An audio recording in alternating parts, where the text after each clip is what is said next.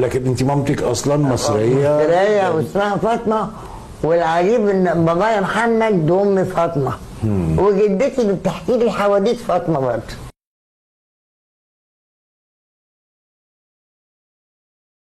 حضرتك مصري 100% ابا واما؟ ابا وجدا وجد جدا مفيش وجد اي جدا خالص، وابا واما ايضا، يعني والدتي مصريه بيور يعني. لا عشان الوطن، انا وطني، وعيلتي عائله وطنيه كلها يعني. مش البكريه. مين قبليك يا مدام صفيه؟ ملك رمال المحله الكبرى كانت وداد معروفه ومشهوره بجمالها. ويعني انتوا من المحله اساسا؟ انت حضرتك مواليد المحله؟ ايوه. انا جوه مصر، انا مصريه، انا اموت عشان بلدي، عشان مصر. مصر بالنسبه لي زي كانها بالظبط عينيا اللي ربنا اداهم لي، زي ان انا بقدر امشي وكده، هي نعمه من نعم ربنا. مصر دي حاجه كبيره قوي تمشي في دمنا. انا والنور ما نعرفش نتنفس غير في مصر. مصر بلدنا. بس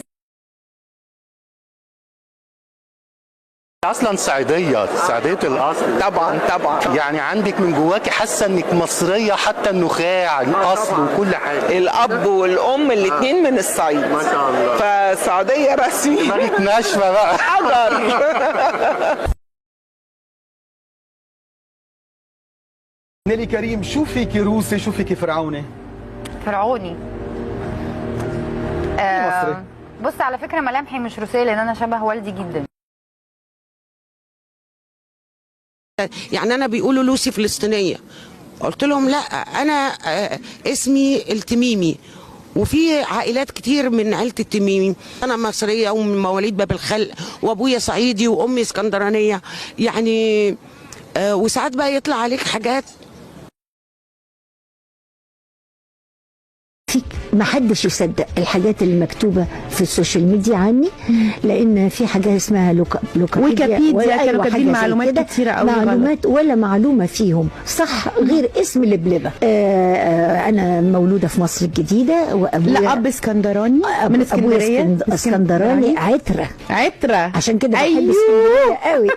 وامي مولوده في غمره، طبعا هو حي شعبي لذيذ. وكل اللي مكتوب على الحاجات دي نفسي جمهوري اللي بحبه بيحبني ما يصدقهاش، دي الحقيقة.